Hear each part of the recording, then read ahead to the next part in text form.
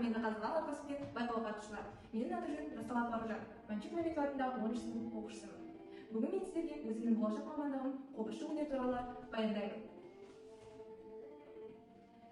Көптеген адамдар үшін бұл жай ғана аспап болар, бірақ мен үшін бұл ата-баба аманаты және қайталанбас қазақтың рухани коды.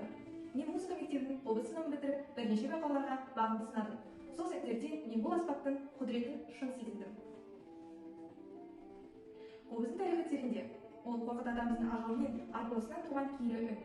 Ертеде бұл аспап тек бақсылар мен жалалар ұстаса, бүгінде ол әлемдік классикалық сахналарды бағындырып жүр.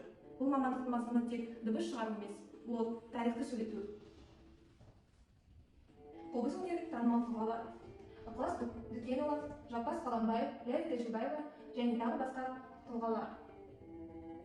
Қобыз аспабын меңгеру үшін қажетті қасиеттер мен қабілеттері.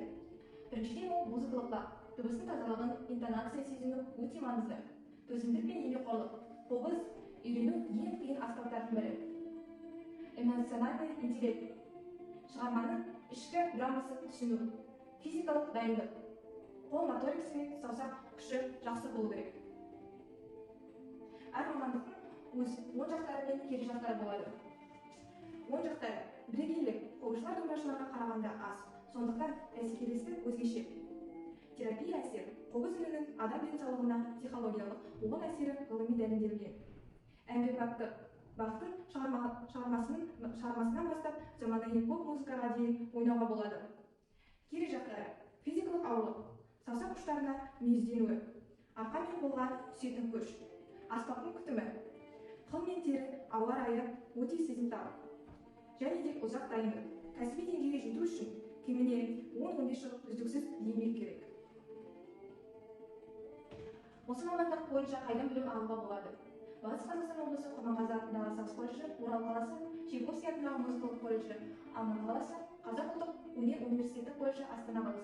Жоғары оқу орындары: Құрманғазы атындағы Қазақ ұлттық консерваториясы, Алматы қаласында, Қазақ ұлттық өнер университеті, Астана қаласында. Қазіргі таңда еңбек нарығында қобызшыларға сұраныс жоғары. Біз тек оркестрда ғана емес, заманауи этно бағыттарда, ұстаздық салада, тіпті халықаралық мәдени жобаларға өз орнымызды таба аламыз. Қазіргі таңда Голливуд фильмдері мен танымал компьютерлік саундтректермен қобыздың үні өте көп пайдаланылады. Себебі қобыз мистикалық, экзотикалық дыбыс беретін бірегей аспап.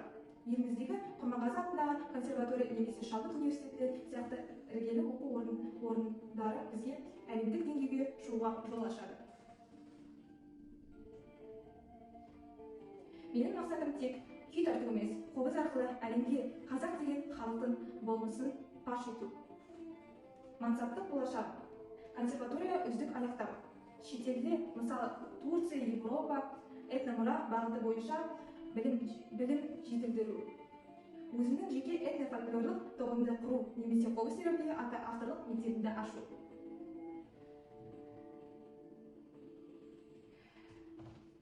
Қорыта айтқанда, мен таңдаған мамандық бұл өткен мен болашақтың арасында алтын көпір. Менің мақсатым Ықылас Дүкенұлы мен Жаппас Қаламбаев аталарымыздың салған сары жолды жалғастырып, қобыздың мұңды әрі айбынды үш үнін әлемге ең биік сахналарында жаңғыру.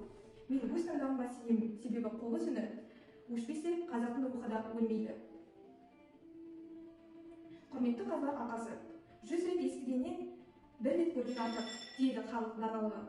Мен өз мамандығым қаншалықты маңызды екенін тек сөзбен емес, қобыздың үнімен жеткізгім келеді. Бұл үн менің болашағым, менің мақсатым және менің таңдауым. Енді сіздердің назарыңызға Абайдың шығармасы «Алтын сәлем қаламқас» қобыз орындауында.